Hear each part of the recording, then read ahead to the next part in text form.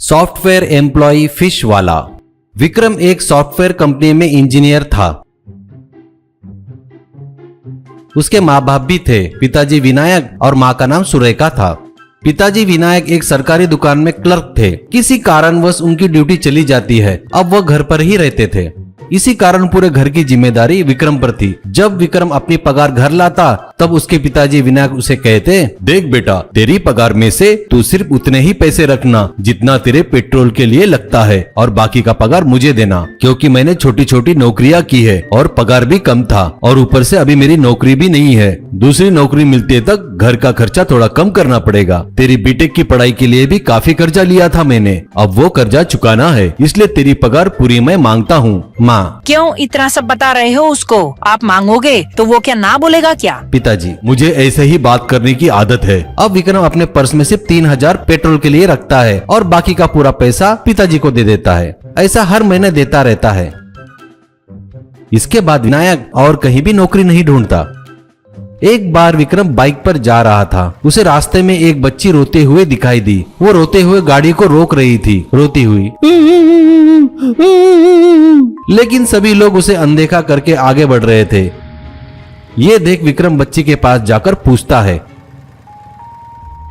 क्या हुआ? तुम इतनी क्यों रो रही हो? क्या तकलीफ है? ऐसा पूछता है। बच्ची हाथ जोड़कर, सर, मेरी माँ ने जहर पी लिया है और अब वो तड़प रही है। उसे दवाखाना नहीं लेकर गए तो वो मर जाएगी। रोते हुए बताती है। विक्रम, ओहो, तुम्हारा घर कहाँ है बेटा, बताओ। बच्ची हाथ से इशारा करके दिखाती है कि वो ही हमारा घर है। विक्रम बाइक से उतरकर फोन करता है। हेलो एम्बुलेंस सर्विस, यहाँ हाईवे के बाजू करके पूरा लोकेशन बताता है और बच्ची को लेकर उसके घर की तरफ जाता है। अब इस तरह बच्ची की माँ हॉस्पिटल पहुंचती है।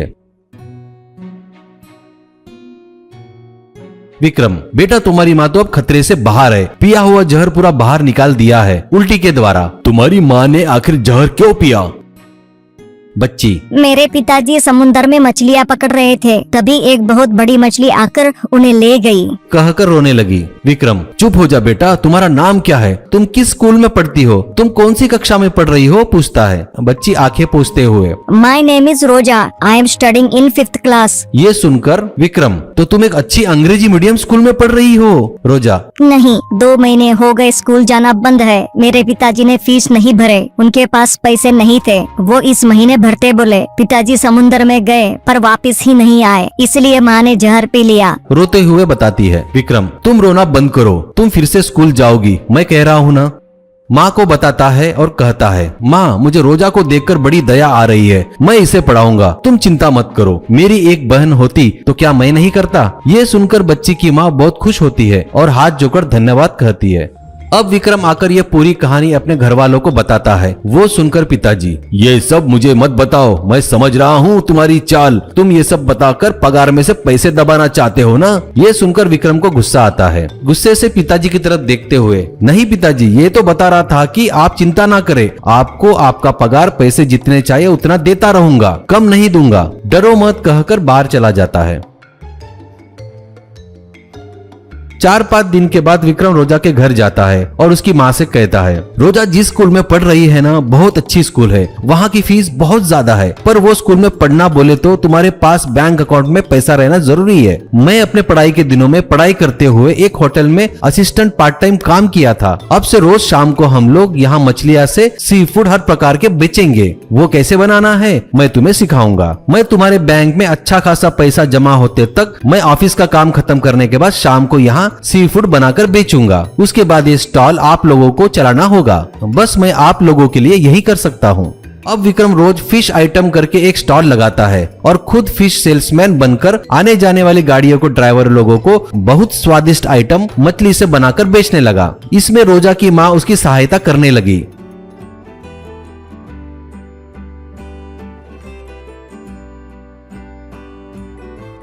ऐसे ही 3-4 महीने में फिश स्टॉल बहुत फेमस हो गया। बहुत सारे लोग भी आने लगे। इससे अच्छा खासा पैसा आने लगा।